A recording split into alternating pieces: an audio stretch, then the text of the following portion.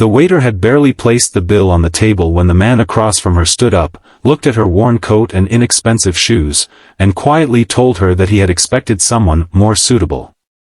Then he walked away, leaving her alone beneath the cold white lights of an expensive restaurant, with a cup of untouched tea and the crushing realization that she had once again been judged before anyone had bothered to know her heart. What she did not know was that someone sitting only a few tables away had witnessed everything. He was a single father, one of the wealthiest men in the city, and within the next hour, he would make her an offer that would change both of their lives forever.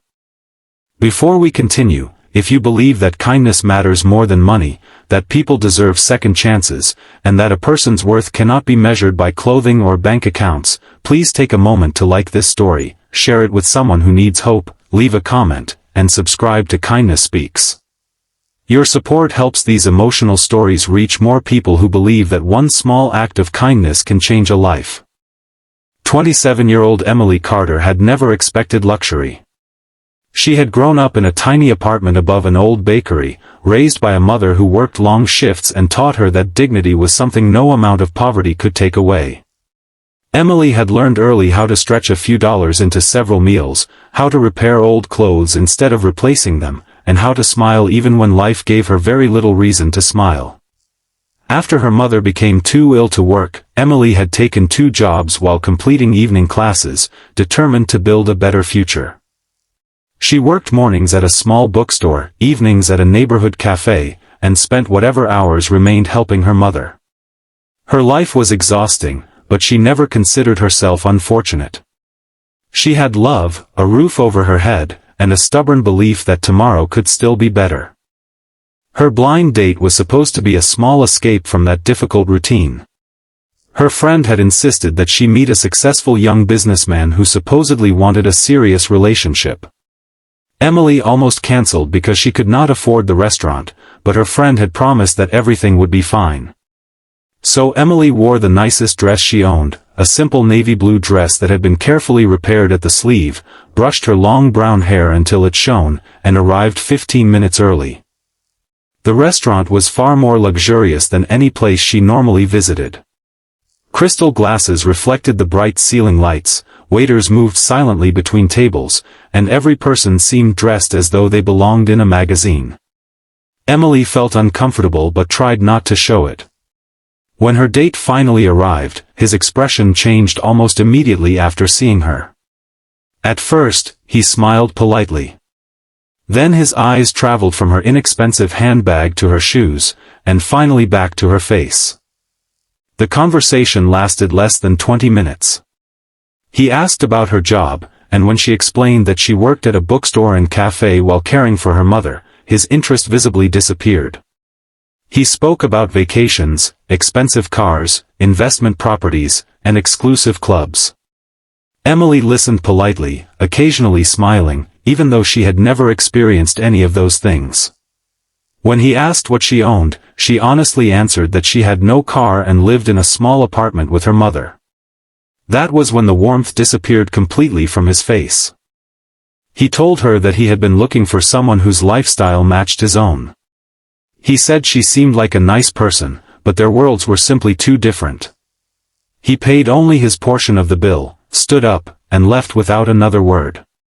Emily remained at the table, staring at the untouched tea in front of her. She felt humiliated, but she refused to cry. She had been rejected before. She knew what it felt like to be judged because of money, clothes, education, and circumstances. But somehow, being rejected while sitting in a restaurant surrounded by strangers made the loneliness feel heavier. She quietly reached for her purse, intending to leave. Then she heard a small voice behind her. A little girl had been sitting at a nearby table with her father. The child was about 7 years old, wearing a pale blue sweater and holding a small stuffed rabbit. She had been watching Emily for several minutes. Her father noticed his daughter looking toward the lonely woman and gently tried to redirect her attention, but the girl would not stop staring. Emily smiled at her. The child smiled back. That tiny exchange should have been the end of the evening. Instead, it became the beginning of something neither Emily nor the girl's father could have imagined. The man stood and approached Emily's table. He was in his mid-30s, tall, neatly dressed in a charcoal suit, with dark hair and a calm, serious expression. He apologized for interrupting and said that he had accidentally overheard part of what had happened. Emily immediately felt embarrassed and told him it was nothing. She was ready to leave, but then he surprised her by asking whether she would mind joining him and his daughter for dessert. Emily hesitated. She did not know him. But there was something sincere in his expression. So she agreed. The little girl immediately brightened. She introduced herself as Sophie and proudly explained that she had chosen the restaurant because it had the best chocolate cake in the city. Emily laughed for the first time that evening. For the next 30 minutes, the three of them talked about ordinary things. Sophie showed Emily her stuffed rabbit, Emily told Sophie about her favorite books, and the girl's father mostly listened. He seemed more interested in Emily's kindness toward his daughter than in anything about her appearance or financial situation. When dessert arrived, Emily noticed that Sophie had dropped her spoon. Without hesitation, Emily picked it up, cleaned it with a napkin, and asked the waiter for another one. The father watched quietly. Later, when Emily stood to leave, he thanked her for joining them. She thanked him for the dessert and started toward the door. Then he said something that stopped her. He told her that he had spent years meeting people who wanted something from him. His money, his company, his name, his lifestyle. But his daughter had smiled at Emily within minutes, and that mattered to him. Emily did not understand what he meant. The man introduced himself as Daniel Hayes. What Emily did not know was that Daniel was the founder and CEO of one of the largest technology companies in the country. His company was worth billions, his photograph appeared regularly in business magazines, and reporters often described him as one of the city's most successful young billionaires. But Daniel rarely talked about his wealth. His wife had died several years earlier after a sudden illness, leaving him to raise Sophie alone. Since then, he had built walls around himself. He had money, security, influence, and everything people usually associated with success, but none of those things could fill the empty chair at his family table. Sophie had become his entire world. And Sophie had noticed something about Emily that Daniel had almost forgotten existed. Kindness without an expectation of reward. Over the following weeks, Daniel and Emily unexpectedly crossed paths several times. At first, Emily assumed it was coincidence. Then she realized Daniel had deliberately found a way to return a book she had accidentally left behind at the restaurant. He began visiting the bookstore where she worked, sometimes with Sophie. Their conversations were simple, but slowly they became comfortable around one another. Daniel discovered that Emily remembered every customer's favorite author. He learned that she sometimes paid for books for children who could not afford them. He learned that she kept a list of elderly customers who needed groceries and quietly helped them whenever she could. Emily learned that Daniel was not the cold billionaire portrayed in newspapers. He was a tired father who woke up whenever Sophie had a nightmare. He attended school events even when important business meetings were scheduled. He knew how to braid his daughter's hair badly but proudly. He kept every drawing Sophie had ever made. But Emily still had no idea how wealthy he was. Daniel deliberately kept that part of his life away from her. One rainy afternoon, everything changed. Emily received a call from the hospital telling her that her mother had become seriously ill. Emily rushed there, terrified and helpless. The medical expenses were far beyond what she could afford. She sat in a hospital hallway with her hands trembling, trying to calculate how many extra shifts she would need to work. Daniel happened to arrive with Sophie for a scheduled appointment in the same hospital. When he saw Emily sitting alone, he immediately understood that something was wrong. She tried to hide the truth. She told him she would manage. But Daniel could see the fear in her eyes. He quietly offered to help. Emily refused. She told him she could not accept charity. Daniel did not argue. Instead, he told her that accepting help did not make someone weak. Sometimes, he said, people simply needed someone willing to stand beside them until they could stand again. Emily finally allowed him to help arrange the medical support her mother needed. But she insisted on paying him back. Daniel agreed. He never told her that he had already decided there would be no debt. As Emily's mother's condition slowly improved, Emily began spending more time with Daniel and Sophie. Their relationship grew naturally. There were no grand romantic gestures, no expensive gifts, and no promises made too quickly. There were quiet dinners, walks through the park, library visits, and evenings when Sophie fell asleep on the couch while Emily and Daniel sat nearby talking about life. Then the truth about Daniel's wealth finally came out. Emily discovered it accidentally when a magazine at the bookstore displayed his photograph beneath a headline describing him as one of the city's youngest billionaires. She stared at the page in disbelief. Suddenly, every memory returned. The restaurant. The expensive clothes. The way people recognized him. The car that always waited outside. She felt betrayed.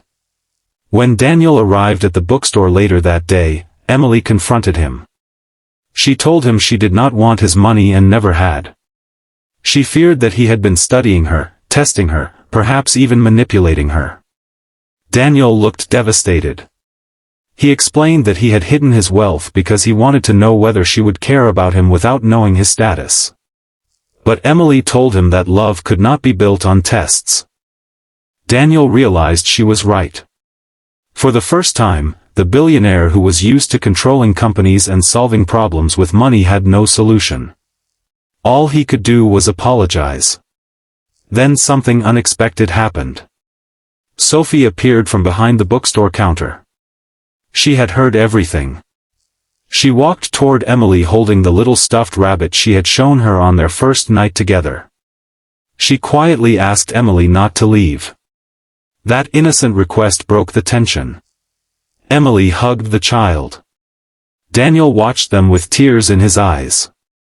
He finally understood that he did not want Emily because she was kind to Sophie. He wanted her because she had shown him that love could exist without conditions. Several days later, Daniel asked Emily to meet him in the same restaurant where they had first met. Emily almost refused. But she went. The table was different this time. No expensive flowers. No photographers. No business associates. Just Daniel, Sophie, and a quiet dinner. After dessert, Daniel reached into his pocket. Emily expected a ring. Instead, he pulled out a small piece of paper. On it was a handwritten list. At the top was the date of their first meeting. Below it were simple memories, the book she recommended to Sophie, the day she helped an elderly customer carry groceries, the hospital visit, the rainy afternoon, and the first time Sophie called Emily her family. Then Daniel looked at her and asked the question that left her speechless. He asked her to marry him. Not because she needed saving. Not because he wanted someone to raise his daughter. Not because she was poor. He asked because he loved the woman who had remained kind when life had given her every reason to become bitter. Emily looked at Sophie. The little girl was smiling through tears. Then Emily looked back at Daniel. She told him that she did not want his fortune. Daniel smiled and said he was not offering her his fortune. He was offering her his heart. Emily accepted. Their wedding was small. There were no massive decorations or celebrity guests. Emily wore a simple ivory dress. Daniel wore a dark suit. Sophie stood between them, holding a bouquet that was slightly too large for her small hands. Emily's mother sat in the front row, healthy enough to attend and crying throughout the ceremony. For Emily, the most beautiful part was not becoming wealthy. It was realizing that she had finally found people who saw her. Not her clothes. Not her bank account. Not her background. Her. Years later, people would still talk about the billionaire who married a poor bookstore worker. But that was never the real story. The real story was about a woman who was rejected because someone thought her life was not valuable enough. It was about a father who had everything money could buy but still felt lonely. It was about a little girl who saw kindness before wealth. And it was about how one humiliating evening became the first chapter of a completely different life. Emily never forgot the man who walked away from that first dinner. Not because she hated him, but because his rejection had unknowingly pushed her toward the people who would teach her that she never needed to prove her worth. Sometimes rejection feels like the end of the road. Sometimes it is simply the road turning in a direction we could never have imagined. And sometimes, the person who leaves you sitting alone at a table is unknowingly making room for the person who will one day sit beside you and never leave. If this story touched your heart, please take a moment to like, share, comment, and subscribe to Kindness Speaks. Your support means more than you know, and it helps these stories of hope, kindness, and second chances reach someone who may need them today. And before we end, I have one special request for you. Comment, "Kindness always finds a way," if you believe that a person's true worth comes from their heart, not their wealth. Because sometimes, the greatest love stories do not begin with perfect lives. They begin with broken hearts, unexpected kindness, and two people who finally discover that being truly seen is worth more than all the money in the world. And Emily's story was proof that one rejection can never determine your value. Sometimes, it simply clears the way for the love you were always meant to find.